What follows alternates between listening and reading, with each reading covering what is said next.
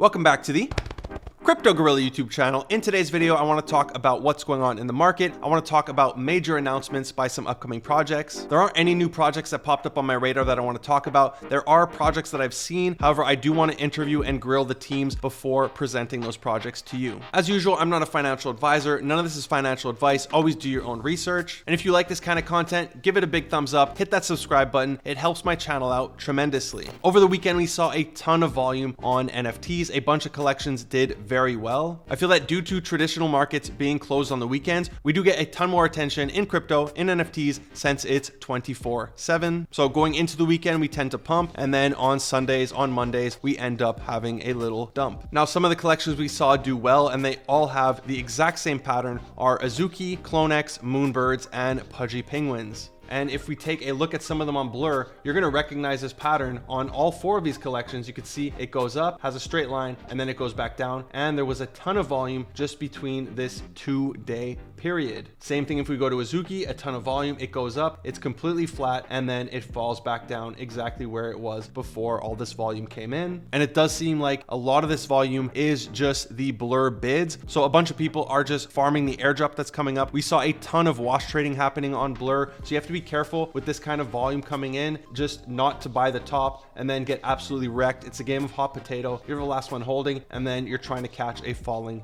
knife. Now, one collection that did do very well was Valhalla. We've been seeing a ton of volume into Valhalla. It's having a nice, slow and steady pump. And so far, it doesn't look like a pump and dump. The team is very strong. They have some really great partnerships with esports teams, and the art, while it is more simple, it is really nice. And it's funny because these were sitting at 0.5 for the longest time pre-reveal. They reveal, of course, they go under mint price, they go to 0.4, and now they've had a huge pump. They have more than 2x since the lowest price. Now, I did end up buying in roughly around current prices. I bought in at 0.88. I bought 4 of them, and I do have a strategy that I'm using. I purchased, at the time, the floor was like 0.8. I bought higher than the floor. However, there is a reason behind this. One, I purchased male PFPs, and my logic behind here, I looked at Azuki, and the whole floor for Azuki is just females. And this makes sense because PFPs, it's basically our identity on the internet, and most of us are males who are trading NFTs every day. The other thing I'm looking at is ones that have a primary weapon trait, because Valhalla, in the next 2 days, they're going to have the armory, and the armory, using the armory token, you're going to be able to re-roll certain traits from the outfit, the hair, and the primary weapon if they have a primary weapon trait. So if they don't have it, you're not going to be able to re-roll it. So I looked for ones that do. Of course, if you have a type trait, which I just consider the skin, if you have mech or something, that's really good because it does not seem like you're ever going to be able to re-roll that. But I'm shopping off the floor, so I cannot get a mech or a demon or whatever they're called. Now, like I said, the first re-roll event, because there will be multiple, is happening on December 14th and it ends December 28th. And you will need these tokens. You're going to have to burn it. So they are deflationary. They were airdropped for free. The max supply is going to be 45,000. However, do consider only 9,000 of them were airdropped at the moment. So there are a ton more to come, but this could eventually end up being a play, especially if we see a very big adoption of Valhalla and if a lot of people are trying to re-roll traits into things that they prefer. Next up, we got a major announcement out of Memeland for their Captainz mint, and that is both the mint price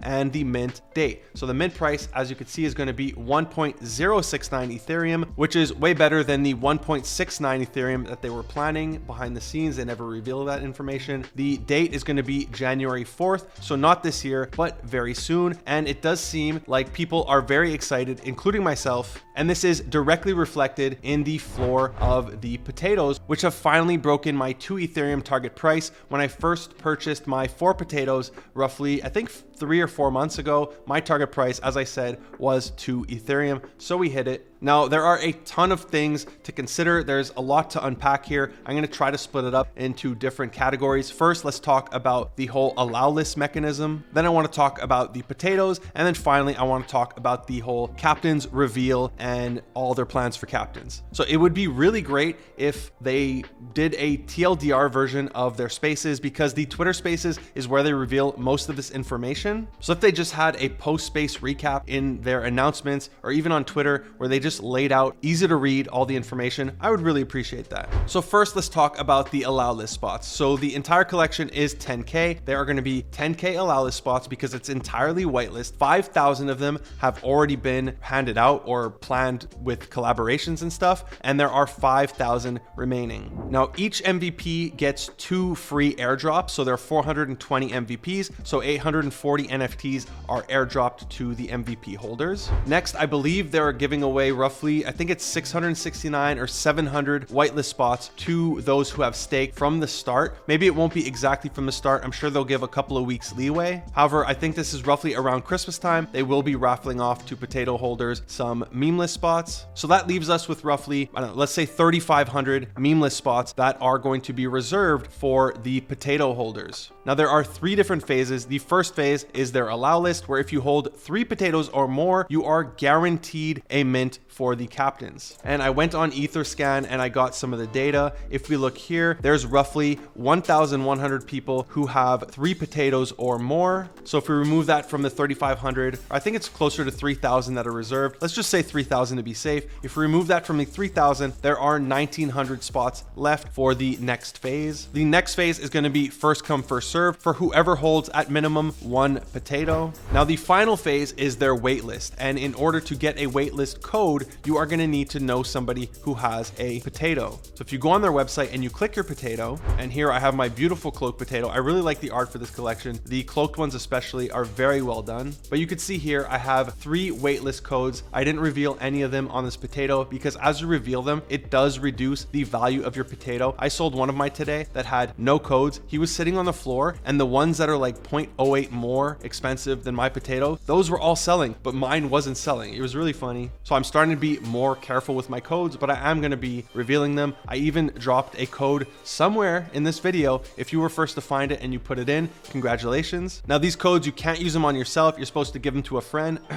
Burners. But if you do have waitlist, like I said, there's 10,000 potatoes. There are 3 codes per potato. That's 30,000 people on the waitlist. And to be honest, I don't even think it's going to make it to the waitlist phase, because let's assume everybody mints their allow list, which doesn't happen. There might be some rollover, but everybody mints. I think the potatoes are just going to mint them all in the first come, first serve phase. But even if it doesn't make it to the waitlist phase, they have said they want to reward people who have waitlist. They're pretty much all about rewarding people. So if you do have a waitlist code, I do think it's worth getting one, because even if you show up to mint, you can't mint because you're on waitlist, there's none left. I do think there's a chance that maybe they give you some meme coin for free or something, but I do think it's worth getting one of these codes, even if you can't mint. Cool. So that covers the allow list. Next, what's my plan for my potatoes? To be honest, I don't know. My target price was 2 Ethereum. They've hit 2 ETH. I sold 1. And the funny thing is, even though I made Ethereum in profit, I actually lost money in USD because ETH is down so bad from 4 months ago. But I do feel like potatoes can keep running. They're at 2 ETH. I see them going to 2.5 ETH. The market is basically saying that they feel Captainz are going to have a 6 ETH floor price or more. We saw this happen with the slim hoods and mood rollers when Invisible Friends required you to hold 4 of these in order to guarantee yourself a mint of Invisible Friends. I think they reduced it to 3 in the end, but originally it was 4. And these went all the way up to 3 ETH, both these and the slim hoods. They have, of course, retraced all the way back to their original price before they announced all this. So if you held them all the way down, you kind of got wrecked. But if you minted an Invisible Friends, flipped it, and then flipped these on the way down, you made some nice profit. As we know, Ray really rewards people who hold on to their stuff. So when you have the Captainz, you have your potatoes, and the meme coin comes along, maybe there's going to be some increased bonus to the people who never unstake their potatoes. So it's really hard to gauge all this stuff. Like if potatoes, let's say they go all the way up to 3 ETH, and then you hold it, you don't sell it, the Captainz mint happens, and these tank all the way down to 1 ETH. Was holding them, especially if you hold 3, that's 6 ETH, right? That you could have had, you could have sold for. You could have had 9 ETH total, depending what price you bought them at. Is the opportunity cost of not selling these, you know, what's the difference between getting the Captainz and then if you want to flip it or whatever you want to do, or just flipping the potatoes? It's really hard to calculate all this stuff and figure it out. I'm kind of rambling a little bit, but there is some game theory behind all of this stuff. Last but not least, a few things to consider about the Captainz mint. There's 2 things. One, it's not going to be an instant reveal. They're going to introduce a staking mechanism. They did this with potatoes. They're very good at relieving secondary sale pressure by incentivizing you to stake your NFTs. And what they're going to be doing for Captainz is your NFT is not going to reveal. You stake your unrevealed PFP, and the longer you have it staked and unrevealed, the more you increase your odds of getting a rare NFT. The other thing to consider is they're not doing a typical mint where you just mint it and then you can go list it and insta flip. What they're going to be doing, from my understanding, is a deposit mechanism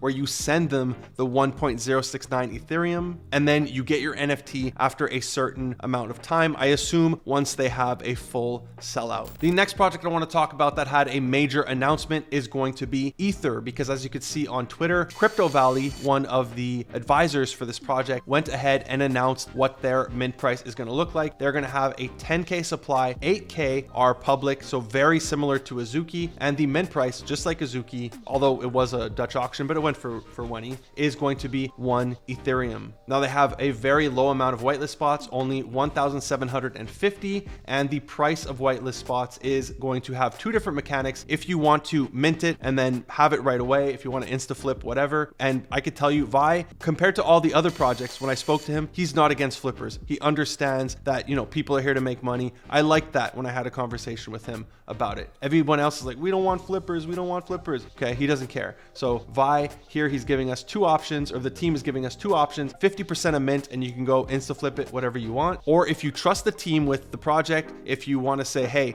I'm going to lock my NFT with you guys, I'll stake it for X amount of time because we don't know the time, it's going to be a free mint. Now, just like Potatoz, there's some game theory here. You're going to have to decide, is staking your NFT in order to receive it for free, depending on the amount of time. If it's 6 months, then maybe not. But if it's shorter than that, is staking it for 3 months in order to save 0.5 worth it, compared to, you know, if it's like a 5 ETH flips right off the rip, it might be worth flipping it right away versus saving a 0.5 and just getting it for free. Now, as for the mint price announcement of 1 ETH, as you can see, there was a ton of FUD, and they completely expected this. People are putting clown emojis, calling them a rug. I think this is a smart move on their behalf if 1 ETH was the mint price that they want to do, because they're getting the FUD out of the way. Everybody is, you know, expressing their feelings now, and now they have a few months to show you what they're building and to show you why they deserve to be a 1 ETH mint. Now, regardless of this, even though they have very low whitelist spots, I think they gave 300 to Momentum, they gave 75, if I'm not mistaken, to Underground, they gave like a couple hundred, maybe 200 to Treeverse, so that already takes some off of here. There's like 1,000 left. Regardless of that, this project is still hyped. I still think a bunch of people are going to be grinding it for months to try to get that whitelist, so it's still going to remain hype. People are still going to try to get whitelist for this,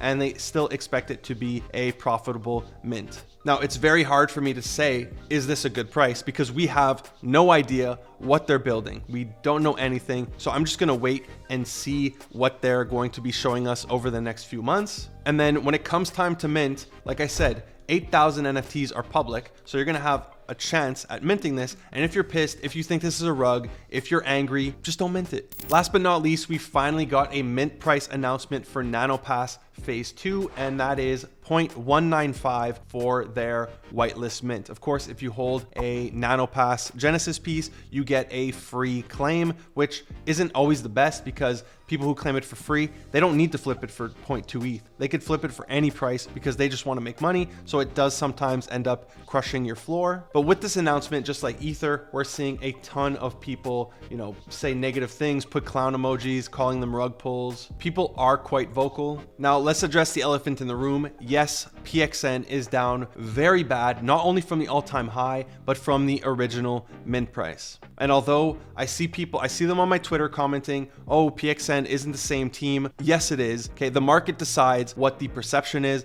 and the market is putting them all in one basket. And not only that, if you look in the PXN Discord, the core team from Nanopass is also listed as founders as PXN. This was born out of Nanopass and their whole Phantom project, which was planned very early on. The core team helped with the marketing for PXN, and they also got paid off of the mint of PXN. So we're considering this all under the same basket, Nanopass and PXN all into one. Now, after PXN, a ton of people lost faith in the team. They lost trust in the team. People called them they still call them rug pullers. When we have hype projects, I often hear the term, I hope this doesn't pull a PXN, meaning it has a lot of hype and it's just going to go down. Same thing for projects like Hate Beast, where it was ultra hype and then went down way bad. But the funny thing is, if PXN had a floor of 12, 15 ETH right now, everyone would be praising the team. We'd all be calling this a blue chip. Everybody would be be dying and fighting to get Nanopass phase 2 whitelist. We'd all be predicting what the floor price is going to be.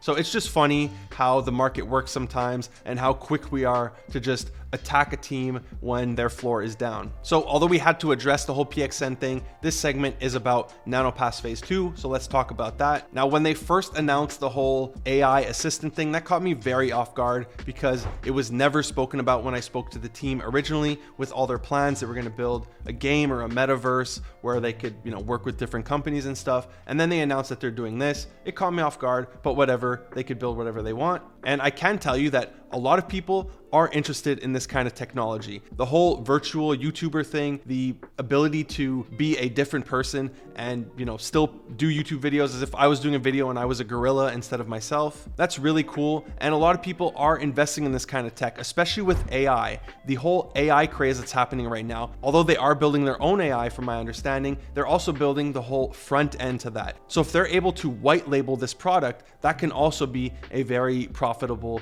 product. Now, the main thing that everybody's complaining about is the price, 0.195. So should they have gone ahead and charged whitelist 0.195, especially considering the reputation they currently have and the status of PXN? In my opinion, no. They did mention that, I think at the end of this thread, they mentioned that they can go ahead and get, this is a very long thread, they can get VC money. They have the VC connections. I do feel that that would have been the better route to take. Don't ask for money from the public because of what happened last time. Go ahead and, as they say here, try to raise your Series A, raise money from the VCs. I understand the downside there is you're giving up control. You're letting in the big boys who come and they want to control everything and decide how the growth's going to be. They want to decide the future of the project, but that's the exchange you have to make, because right now the perception is, hey, this is a rug pull. So, if you're angry, just like I said with Ether, nobody's forcing you to mint it. You don't have to mint it. So if you're upset, the way I would look at this is kind of like a Kickstarter, right? Nobody gets mad at Kickstarters for trying to sell us a product. You can see they're building a product, they're building something. So I look at this as a Kickstarter. If you want access to this project and you're willing to pay in advance, then fine, you can go ahead and mint it. If you're only looking at this as a flip opportunity due to all the hype that Nanopass originally had, and it was a crazy flip, then you're probably going to be disappointed, especially with the mint price that they have, roughly 0.2. It's a lot in this market. But like I said, there's no reason to get upset. If this bothers you, just ignore it, and it is what it is. That's it for today's video. If you enjoyed it, be sure to give it a big thumbs up. If you aren't already subscribed to my channel, would you kindly hit that subscribe button, smash that bell notification. Thank you for watching Crypto Gorilla. Peace.